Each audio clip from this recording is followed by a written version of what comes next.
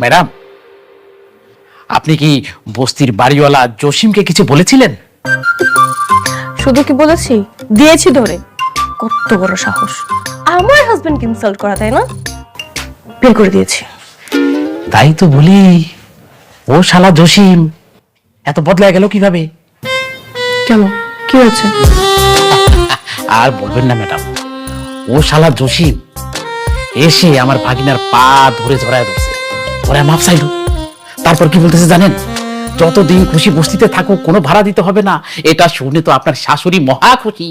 তবে আমি কোনো মতে বুঝতে পারছিলাম না কল কাঠিটা কে নাড়ছে। এখন আমি ক্লিয়ার।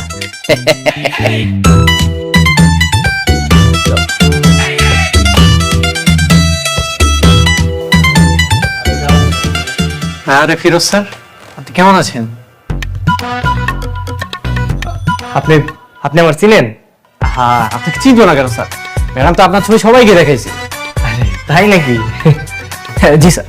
আচ্ছা স্যার, আপনি এখানে বসেন, আমি একটু আসতেছি। আর আপনি কি খাবেন? চা? ঠান্ডা? থামেন থামেন থামেন।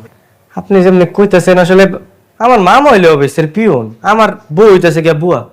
আপনি আমার যে সম্মাননা দিতেছেন, মনে হইতেছে এই অফিসের বস আমি। সমস্যা কি ভাই? ও, তোর মনে হয় সম্মান বেশি দিয়ে ফেলাইছি, হ্যাঁ? এই, তুই এখানে বস, আমি তোর বউরে ডেকে আনতেছি। ভাই আমি আমি আমি না না না, তুই এখানে চুপ করে বসে থাক, খবরদার কোনো কিছু হাত দিবি না। এখানে সর্বসাধারণের প্রবেশ নিষেধ। তুই এখানে বস, এটাছি।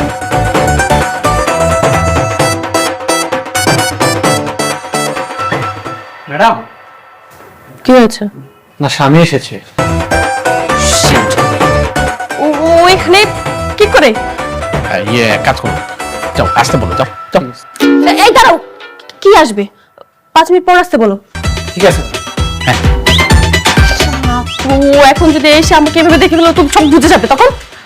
ইয়েস, আমার মাথায় একটা বুদ্ধি এসেছে। ভাই কি কইলো? তুই এখানে বস, 5 মিনিট পরে যা। ভাই আমার হাতে তো সময় নাই, আর সময়ের অনেক মূল্য আছে বুঝছেন, আমি এখনই যাবো।